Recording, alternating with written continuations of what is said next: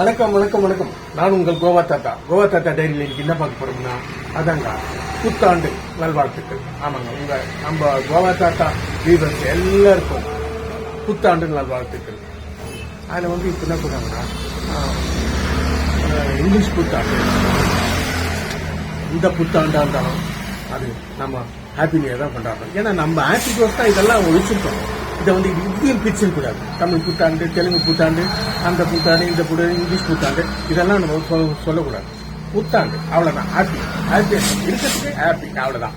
யாரால இது கொண்டாடணும். நானும் கோவா தாத்தா பூஜை போட்டதுல என்ன வச்சுன்னா, ஆமா நீங்க சொன்னா எப்படி தெரியல, ஆனா சொல்லிதான் ஆகணும். ஏன்னா இது என்னன்னா, அந்த பூஜை போட்டதுல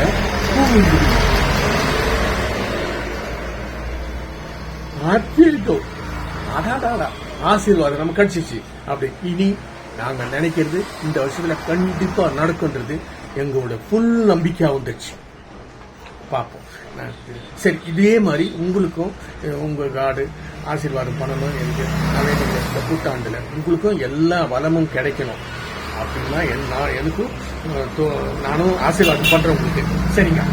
இப்போ எங்களுக்கு நாங்க ஒரு டார்கெட் வச்சிருக்கோம். அதாவது என்னடானா,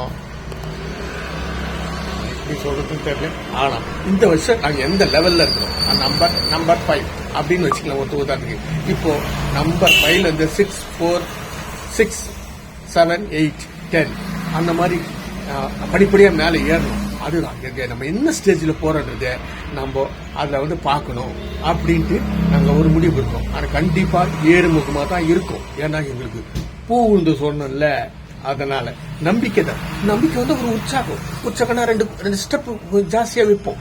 அதுதான், வேற ஒண்ணும் கிடையாது. சரி, இன்னொரு இது, ஆனா இது சொல்லித்தான் ஆகணும். கருத்து சொன்ன மாதிரி ஆயிடும்.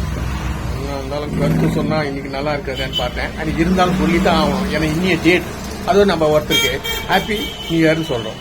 அவங்க மறுபடியும் அவங்க சேம் டியூன்னு சொல்றாங்க. இது எனக்கு கேட்கும் போது ஒரு மாதிரியா இருக்குங்க.